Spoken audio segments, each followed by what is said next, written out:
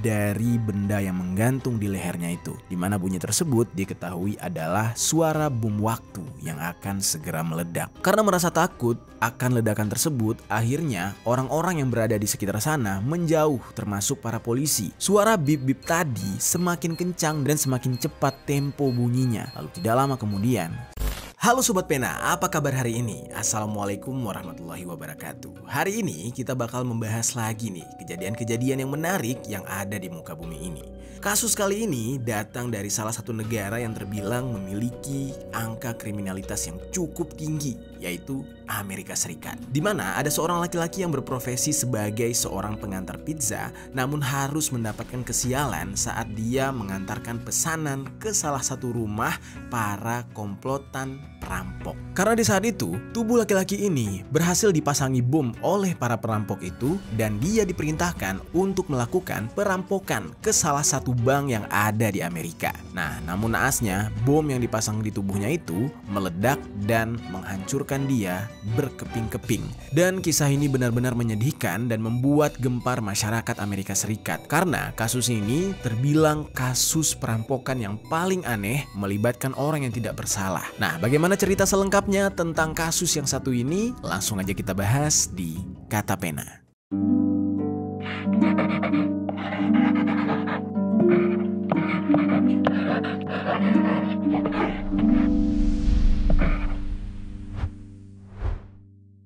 A pizza delivery man, Brian Wells, killed in a bizarre crime. It ignited a federal investigation and gained international attention. It became known worldwide as the Erie Pizza Bomber case. We got him out of the car and cuffed him. I started hearing a beat. His eyes just got real wide. Cerita ini bermula ketika ada seorang laki-laki yang bernama Brian Douglas Wells. Biar gampang kita sebut aja nama dia Brian. Nah, Brian ini merupakan pria kelahiran 15 November tahun 1956 yang tinggal di daerah Erie, Pennsylvania, Amerika Serikat. Jadi singkat ceritanya, pada tahun 1973, Brian ini terpaksa harus putus sekolah. Nggak tahu karena memang keluarganya nggak mampu atau dia sendiri yang tidak mau melanjutkan pendidikannya lagi ketika dia menginjak umur 16 tahun. Di saat itu dia keluar dari sekolahnya yang bernama Sekolah Menengah Timur Erie. Dan karena bingung harus ngapain, ketika dia keluar dari sekolah, dia ini sempat bekerja sebagai mekanik. Nah, entah dari mana dia belajar, tetapi ketika dia bekerja sebagai mekanik, dia ini terhitung sebagai mekanik yang cukup cekatan dan juga pintar. Nah, lalu sobat, pekerjaan di dunia mekanik ini tidak berlangsung lama, di mana Brian di saat itu memutuskan untuk resign. Dan setelah resign, tidak lama kemudian Brian ini mendapatkan sebuah tawaran untuk bekerja di salah satu restoran pizza yang masih berada di sekitar rumahnya. Karena Brian ini tidak mau menganggur lama-lama, maka dia menerima tawaran tersebut. Kala itu,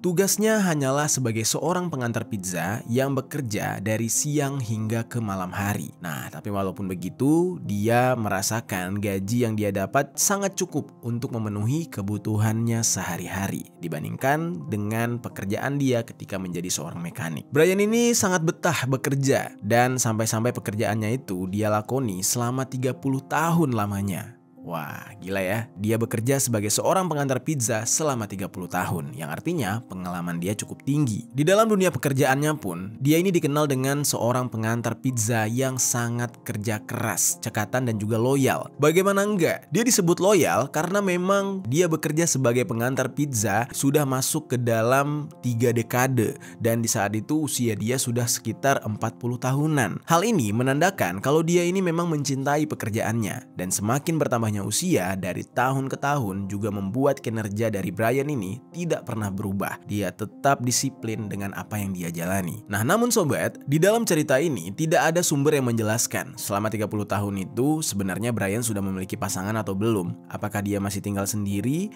atau dia sudah punya keluarga. Nah, tapi yang jelas dia tinggal di daerah Erie itu bersama kedua orang tuanya yang bernama Rose dan juga Harold Wells.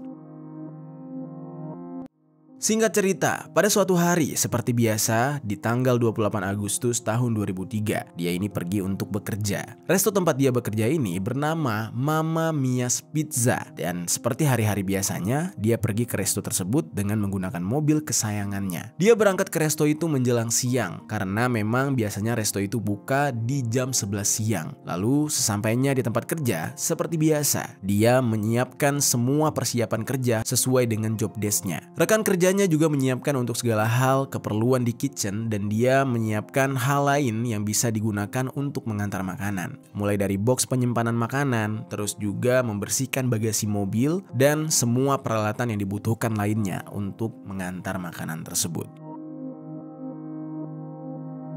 Setelah semuanya dirasa siap, kemudian mereka membuka toko dan siap menerima orderan. Sambil menunggu orderan, Brian ini dan juga rekannya bersantai sejenak.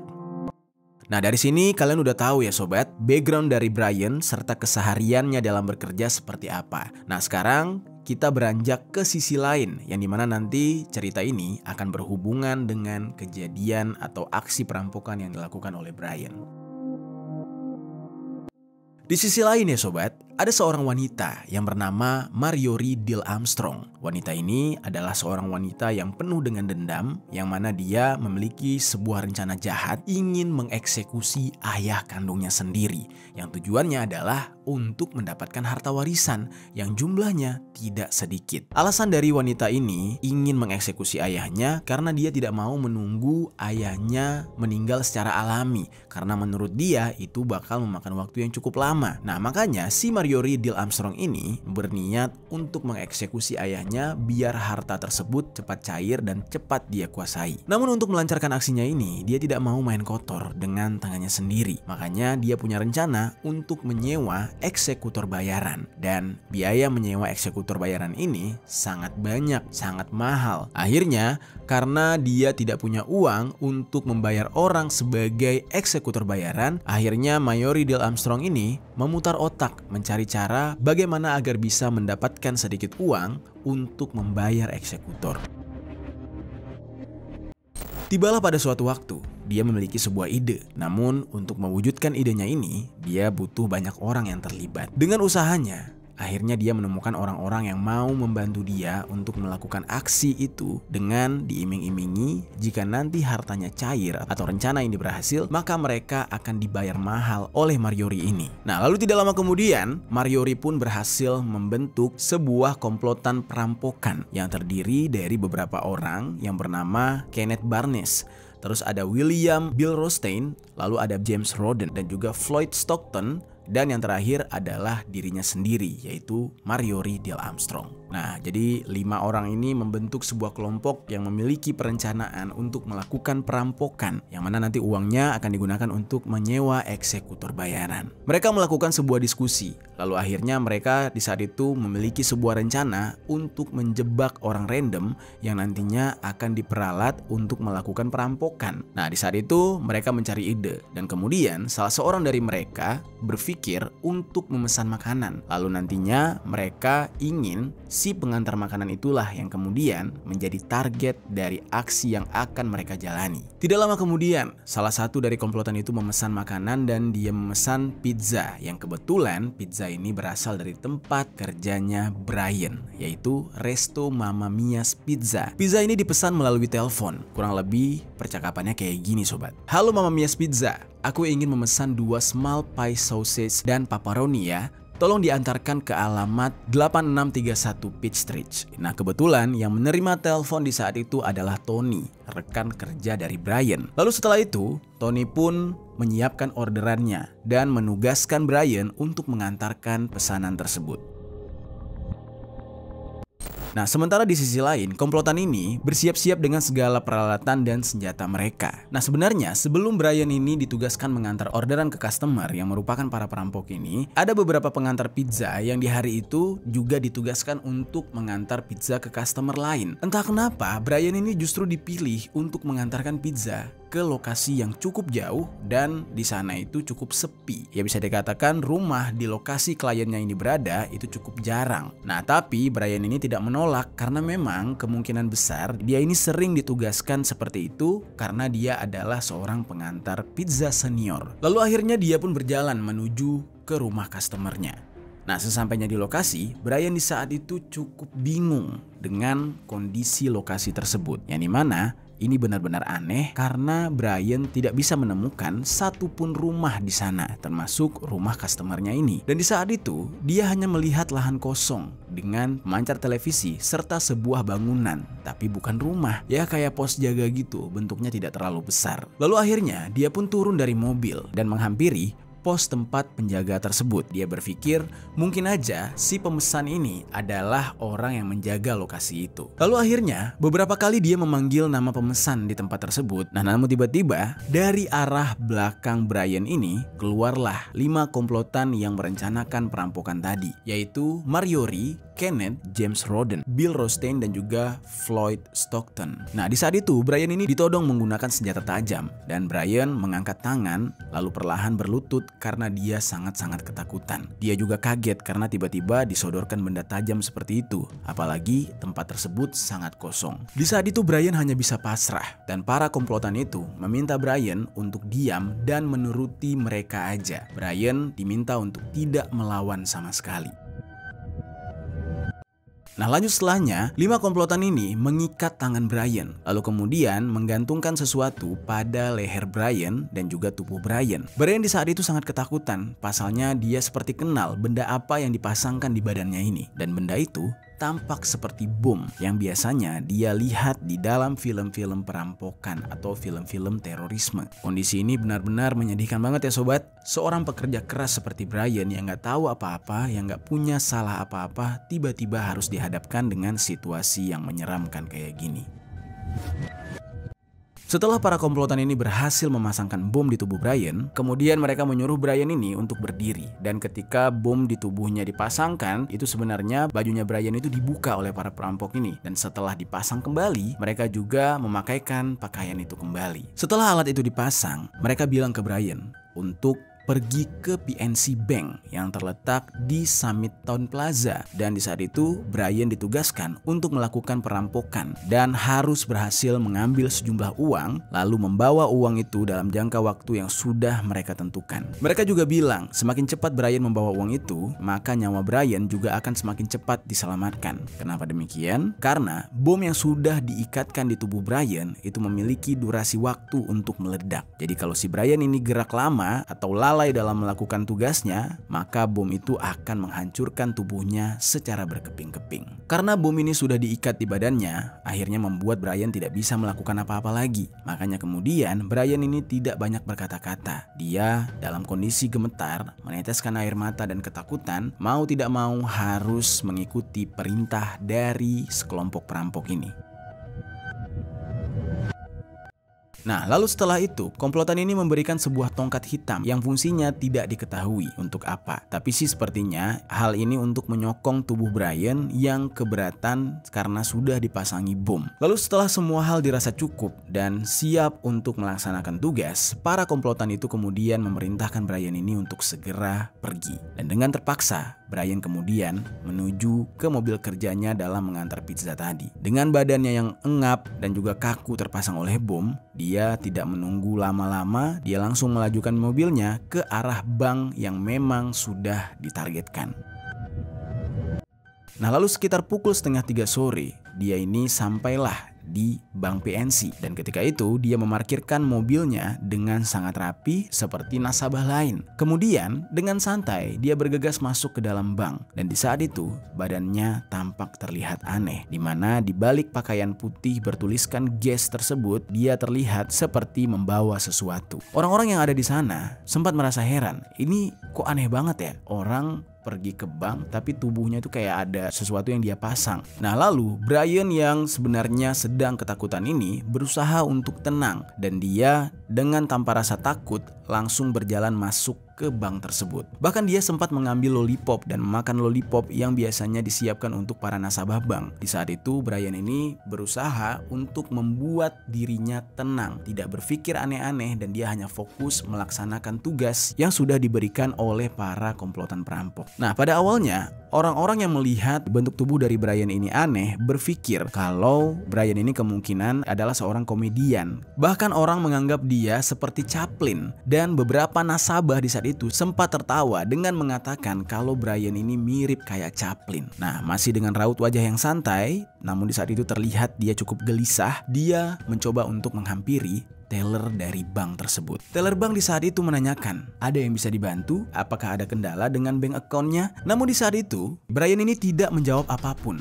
Dia malah memberikan secari kertas, dan kertas itu berisikan tulisan kalau dia meminta teller bank itu untuk menyiapkan uang sebanyak $250.000 atau jika dirupiahkan kurang lebih 3 miliar rupiah yang harus segera disiapkan paling tidak selama 15 menit. Dalam surat itu juga dia menyatakan kalau di lehernya itu adalah bom, dan mungkin maksud si Brian ini dia mau memberitahu si teller, tolong jangan macam-macam, tolong ikuti aja keinginan dia agar semua orang yang ada di dalam bank tersebut bisa selamat. Teller bank yang melayani Brian di saat itu merasa bingung maksud si Brian ini apa, dan di saat itu si teller bank ini jadi ketakutan bukan main, dan dia akhirnya berteriak sekencang-kencangnya. Dia meneriakkan kata Audrey, di mana kata-kata itu merupakan kata isyarat bahwa bank sedang dirampok. Karyawan bank yang ada di sana langsung ngeh karena kalimat Audrey ini memang kalimat peringatan. Lalu dengan panik, beberapa dari petugas bank tersebut memberikan isyarat lagi kepada para nasabah dan kemudian meminta para nasabah bank yang ada di sana untuk segera keluar meninggalkan bank tersebut. Nah, para petugas ini sambil mengarahkan tangan mereka ke arah pintu, dan orang-orang di kala itu langsung panik keluar secara perlahan dari dalam bangunan bank itu. Salah satu dari karyawan bank kemudian menelpon pihak kepolisian. Lalu tidak lama kemudian pihak kepolisian yang mendengarkan laporan tersebut langsung mengerahkan anggotanya yang ada di sekitar sana untuk datang ke lokasi yang dimaksud. Nah, lalu di sisi lain sobat, teller bank yang menengani di saat itu juga bilang kepada Brian kalau tidak ada uang sebanyak yang dia minta di sana. Teller bank mengatakan kalau dia hanya bisa memberikan uang sebanyak 12 juta rupiah saja. Nah, karena waktu terus berjalan dan Brian juga tidak mau mengambil resiko karena bom yang ada di tubuhnya bakal segera meledak. Dengan mencoba santai, Brian ini menerima uang tersebut. Si teller ini memberikan uang 12 juta ini di dalam sebuah kantong, dan Brian langsung menerimanya, kemudian keluar lagi menuju mobil. Baru saja sampai di dekat mobil, pihak kepolisian tiba-tiba datang mengepung Brian. Pihak kepolisian langsung berteriak, "Berhenti, duduk kamu!" teriak salah satu orang polisi. Dan di saat itu, Brian yang takut kemudian mau tidak mau nurut aja. Dia tampak pasrah dan terduduk dengan sebuah bom yang ada di lehernya. Polisi lalu berteriak lagi kepada Brian menanyakan apa yang tengah dia lakukan. Namun Brian dengan keadaan duduk kemudian mengatakan kalau dia terpaksa melakukan perampokan ini. Dia juga berteriak kepada polisi untuk tolong bantu lepaskan bom ini. Lalu dia bilang, ada seorang pria bertubuh tinggi, hitam dan besar yang memasangkan bom ini di leherku, kata dia. Lalu kemudian setelah Brian mengatakan hal itu, tidak lama keluarlah suara bip bip bip dari benda yang menggantung di lehernya itu, di mana bunyi tersebut diketahui adalah suara bom waktu yang akan segera meledak. Karena merasa takut akan ledakan tersebut, akhirnya orang-orang yang berada di sekitar sana menjauh, termasuk para polisi. Suara bip bip tadi semakin kencang dan semakin cepat tempo bunyinya. Lalu tidak lama kemudian setelah mereka menjauh, Brian di saat itu sudah tampak gelisah dan pasrah sambil menangis. Ketenangan yang dia tampilkan sebelumnya itu seketika hilang, dan di tengah-tengah rasa takutnya tiba-tiba dar. Suara ledakan itu terdengar hebat di pukul 15.18. Di saat itu, kondisi tubuh Brian benar-benar mengerikan. Tubuhnya hancur berkeping-keping dan sebagian potongan tubuhnya terpental dan dia meninggal dunia seketika. Keadaan di saat itu sangat-sangat menakutkan. Namun pihak kepolisian di saat itu segera bertindak cepat. Mereka harus cepat mengumpulkan beberapa barang yang bisa dijadikan alat bukti. Dan di saat itu kepolisian dibantu oleh FBI melakukan pencarian di TKP. Pada saat pencarian tersebut mereka menemukan satu set catatan penting yang ada di dalam mobil Brian. Catatan itu berisikan penjelasan kalau si Brian ini hanya memiliki waktu 55 menit saja untuk menyelesaikan serangkaian tugasnya, termasuk perampokan bank tadi. Sebelum nantinya perangkat itu meledak dan akhirnya polisi menemukan 8 catatan yang berisi cara untuk melepaskan diri dari bom tersebut. Nah, catatan itu bertuliskan, "Bertindaklah sekarang, pikirkan nanti atau kamu akan mati." Di mana tulisan itu diyakini adalah cara untuk melepaskan bom tersebut. Jadi kurang lebih kayak clue gitu loh sobat, kayak teka-teki. Dalam tulisan itu, si penulis menyuruh Brian ini untuk cepat melakukan semua hal yang diperintahkan. Kalau nggak cepat-cepat, nyawanya nanti bisa melayang. Dan di saat itu, polisi juga menemukan satu peta teka-teki dengan rules yang harus dipecahkan oleh Brian. Dan penemuan ini menjadi hal yang sangat-sangat membingungkan. Kok bisa gitu ya? Ada orang yang dengan tega merencanakan perampokan terus melibatkan orang lain seperti ini dan niat banget sampai bikin orang tersebut meledak berkeping-keping. Pihak kepolisian pun merasa bingung dengan teka-teki yang ada di tulisan-tulisan tersebut. Lalu setelah menemukan tulisan itu, polisi dibantu oleh pihak FBI kemudian mencoba untuk menyelidiki identitas dari Brian. Nah, ketika pihak kepolisian menemukan beberapa identitas dalam mobil, kemudian mereka mulai tahu kalau si Brian ini merupakan seorang pengantar pizza. Nah, nggak lama kemudian pihak FBI menelpon tempat Brian bekerja, yaitu toko pizza milik Tony. Nah, di saat itu Tony yang mengangkat telepon. Lalu pada awalnya nih sobat, Tony ini tidak mengetahui apa-apa. Tony masih ingat kalau dia meminta Brian ini untuk mengantar pizza ke sebuah tempat. Dan memang Tony merasa kayak Brian ini terlalu lama mengantar pizza tersebut. Tetapi di saat itu, Tony berpikir mungkin ada beberapa kendala di jalan karena memang beberapa waktu juga sempat terjadi seperti itu. Nah, namun semua dugaan Tony tersebut berubah. Hal mengejutkan ketika dia mengangkat telepon dari FBI tentang keberadaan dari Brian membuat Tony benar-benar shock. Awalnya Tony ini tidak percaya. Nah, namun di saat bersamaan, Tony mencoba untuk membuka berita di televisi. Dan benar aja, dia melihat sebuah berita yang sangat-sangat mengejutkan. Sebuah berita live yang mempertontonkan salah satu karyawannya yang telah bekerja selama 30 tahun tewas karena ledakan bom yang menggantung di lehernya.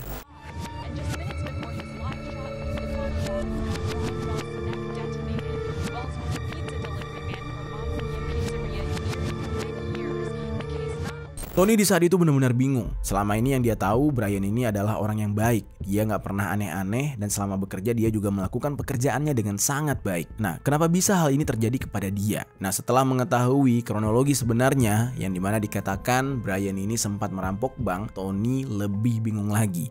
Dia sampai nggak percaya kalau Brian bisa melakukan hal tersebut. Nah, dari pernyataan tersebutlah pihak FBI kemudian menanyakan kemana terakhir kalinya Brian ini mengantarkan pizza. Dan tanpa berlama-lama, Tony memberitahu kepada FBI kalau terakhir kali dia mengantar pizza ke alamat 8631 Peach Street. Setelah mendapatkan keterangan itu, kemudian pihak FBI langsung meluncur ke tempat yang dimaksud. Nah, namun sobat, ketika FBI sampai di sana, tidak ada satu rumah pun dan hanya terlihat sebuah menara pemancar stasiun televisi. Lokasinya benar-benar terpencil dan nyaris tidak ada rumah dan bangunan di sana. Dan mereka tidak bisa menemukan apa-apa di sana. Karena pihak FBI tidak menemukan apa-apa di sana, kemudian mereka juga mendatangi kediaman Brian. Nah, di saat itu pihak FBI sempat menggeledah rumah Brian. Namun tidak ada hal yang mencurigakan di sana. Yang ditemukan oleh pihak FBI hanya sebuah kertas yang berisikan nama-nama ya dari wanita-wanita prostitusi. Ya memang katanya nih sobat, si Brian ini terkenal suka jajan malam gitu. Karena tidak menemukan apa-apa di sana. Nah, makanya FBI memperkirakan semua yang dikatakan oleh Brian sebelum meninggal dan semua barang yang ditemukan di TKP itu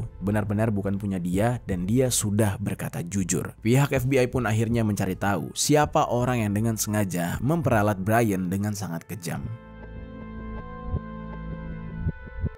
Nah, sebelum kita bahas kepada para terduga pelaku, mungkin kalian bertanya-tanya nih sobat, setelah Brian ini tewas, apa yang sebenarnya terjadi? Apa yang dilakukan oleh pihak kepolisian? Jadi, beberapa waktu setelah tewasnya Brian, polisi kemudian melepaskan bom tersebut dari tubuhnya. Karena badannya si Brian ini juga sudah hancur dan terpaksa pihak kepolisian itu memotong beberapa bagian, terutama bagian kepalanya. Hal ini dilakukan oleh pihak kepolisian secara terpaksa karena kalau nggak begitu ya bakal sulit banget untuk melakukan evakuasi. Namun sobat, bagian-bagian tubuh yang masih tersisa itu diamankan dan tetap dibawa pada saat acara upacara pemakaman. Hanya saja dalam upacara pemakaman tidak dilaksanakan seperti upacara pemakaman pada umumnya, di mana biasanya orang-orang dapat melihat dan membuka peti jenazah untuk terakhir terakhir kalinya. Namun pada saat prosesi upacara pemakaman Brian, mereka tidak boleh melakukan hal itu karena tubuh Brian benar-benar hancur gara-gara ledakan bom. Lalu, setelah proses pemakaman ini dilakukan, pencarian terhadap pelaku pun dimulai. Pencariannya terbilang cukup sulit ya sobat, karena sampai 3 minggu kemudian setelah kejadian menimpa Brian ini, ada seseorang yang tiba-tiba saja datang kepada pihak kepolisian, di mana pada saat itu dia memberikan satu kesaksian. Orang itu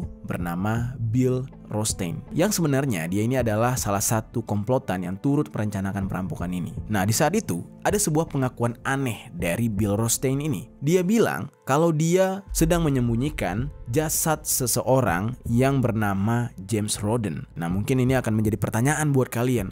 Siapa sih James Roden itu? Nah, jadi memang James Roden ini nggak ada keterkaitan sama sekali dengan apa yang dihadapi oleh Brian di dalam cerita ini. Nah, namun pengakuan yang dibuat oleh Bill Rothstein ini semacam sebuah clue yang nantinya akan mengarah kepada si pelaku dalam kasus Brian ini. Karena di dalam pengakuan Bill Rothstein, dia bilang kalau pelaku dari eksekusi James Roden yang dia maksud itu bernama Marjorie Diehl Armstrong. Nah, di sini juga Bill mengungkapkan kalau si Marjorie Diehl Armstrong ini yang telah melakukan rencana perampokan di bank, bahkan menjadi otak dari terjadinya pengeboman yang dilakukan oleh Brian. Lantas di saat itu, pihak kepolisian yang beberapa minggu terakhir kesulitan mencari si pelaku, akhirnya tanpa menunggu lama langsung melakukan tindakan. Lalu pihak kepolisian sempat menanyakan kepada si Bill ini, kenapa kamu membuat pengakuan tentang eksekusi yang dilakukan oleh Marjorie terhadap orang yang bernama James Roden? Apa untungnya buat kamu? Katanya. Nah, ternyata di dalam hal ini, Bill mengatakan kalau James Roden ini sebelumnya ingin melaporkan Marjorie Diehl Armstrong kepada pihak yang berwajib perihal perampokan yang dilakukan oleh Brian. Nah, lalu untuk mencegah hal itu terjadi, maka si Marjorie ini langsung mengeksekusi James Roden dan menyuruh Bill untuk menyembunyikan jenazahnya. Memang Bill ini sempat menyembunyikan jenazah tersebut, namun lama-kelamaan ketika berita mulai tersebar luas, di berita pun belum ada pelaku yang ditangkap gitu ya, Bill ini mulai merasa bersalah dan merasa resah. Nah, makanya dia dihantui rasa yang tidak enak terus-terusan dan merasa berdosa, akhirnya mau tidak mau melaporkan hal ini kepada pihak yang berwajib. Nah, namun sobat, kasus ini masih terus dilakukan penyelidikan. Peran Bill di perampokan itu juga tidak pasti sebagai apa. Entah dia yang merancang bomnya atau bukan. Tapi yang jelas, dia akhirnya mengakui kalau dia memang terlibat di dalam komplotan tersebut. Lalu kenapa pihak kepolisian tidak secara detail memeriksa si Bill ini? Nah, jawabannya adalah karena pada tahun 2004 ketika kasus itu masih diselidiki mendalam, Bill itu tiba-tiba meninggal dunia. Dan setelah kasus ini sempat tertunda karena tidak adanya fakta lain dan bukti-bukti lain yang mengarah kepada Marjorie Diehl Armstrong, akhirnya penangkapan terhadap Marjorie itu sempat tertunda. Nah, namun sobat, namanya sebuah tindakan kejahatan yang lambat laun akan terbongkar juga. Dan benar aja, 1 tahun kemudian, tepat di tahun 2005, kasus ini kembali dibuka. Di mana pada saat itu, salah satu pelaku yang lain yang bernama Kenneth Barnes itu tiba-tiba datang ke kantor polisi untuk memberikan sebuah pengakuan kalau dia adalah salah satu dari komplotan yang merancang aksi perampokan yang dilakukan oleh Brian. Dan dia bilang otak dari pelaku adalah Marjorie Diehl Armstrong. Nah, namun kemunculan Kenneth Barnes ini juga memunculkan keterangan baru, di mana Kenneth ini bilang kalau sebenarnya Brian itu teman mereka dan dia juga ikut dalam perencanaan perampokan itu. Namun pada saat itu memang mereka sepakat kalau Brian yang menjadi umpan dan sisanya bermain di belakang layar. Nah, entah apa maksud dari Kenneth ini memberikan keterangan palsu seperti itu. Nah, lalu pada akhirnya pernyataan Kenneth ini akhirnya dibantah karena ada salah satu wanita prostitusi yang sering sekali melayani Brian itu memberikan sebuah keterangan. Dia bilang kalau hal itu nggak mungkin. Bahkan sebelum kejadian aja, Brian ini terus bersama dia dan tidak pernah terlihat ikut meeting atau nongkrong bareng dengan komplotan manapun. Nah, jadinya pihak kepolisian akhirnya tidak bisa membuktikan kalau Brian ini adalah komplotan dari Kenneth dan kawan-kawannya. Namun terlepas dari semua itu, otak dari pelaku kasus ini yang bernama Mario Riddle Armstrong mulai diburu oleh polisi karena keterangan yang menjelaskan kalau dia adalah otak pelakunya itu sudah datang dari 2 orang. Lalu polisi pun mulai mencari keberadaan Mario Riddle Armstrong untuk dimintai keterangan. Nah, akhirnya Mario Riddle pun ditangkap oleh pihak kepolisian. Nah, lalu dari hasil pengembangan kasus, pihak kepolisian mengetahui nama-nama lain yang terlibat di dalam komplotan pelaku ini. Barulah setelah itu pihak kepolisian mengejar mereka satu persatu dan mereka pun ditangkap. Atas kejadian tersebut, semua pelaku dikenakan sanksi yang berbeda dan dijatuhi hukuman dengan waktu yang berbeda juga. Di mana salah satu pelaku yang bernama William Rothstein itu ternyata sudah lebih dulu meninggal karena sebab alamiah pada tahun 2003. Oleh karena itu, dia tidak pernah dikenai dakwaan. Lalu ada lagi yang bernama Floyd Stockton Jr. Dia meninggal dunia juga sebelum diadili. Lalu ada Kenneth Barnes yang dijatuhi hukuman 45 tahun penjara karena bersekongkol untuk merampok bank dan membantu dalam perencanaan pelaksanaan kejahatan. Lalu di sisi lain, otak dari perampokan dikabarkan mengalami gangguan bipolar dan hasil dari keputusan pengadilan kalau dia tidak layak untuk diadili. Sehingga otak dari komplotan ini yang bernama Mario Riddle Armstrong tidak dijatuhi hukuman sampai Februari tahun 2011. Jadi dia harus direhab dulu gitu sobat. Nah, lalu setelah beberapa tahun setelah keadaan dia membaik dan keadilan harus ditetapkan, akhirnya Mario Riddle Armstrong dijatuhi hukuman seumur hidup ditambah dengan 30 tahun hukuman untuk perampokan bank bersenjata dan menggunakan alat peledak dalam kejahatan sehingga menghilangkan nyawa seseorang. Wah, gimana nih sobat tentang kisah yang satu ini? Sedih banget ya. Brian yang gak salah apa-apa tiba-tiba harus menjadi korban di dalam perampokan sadis ini.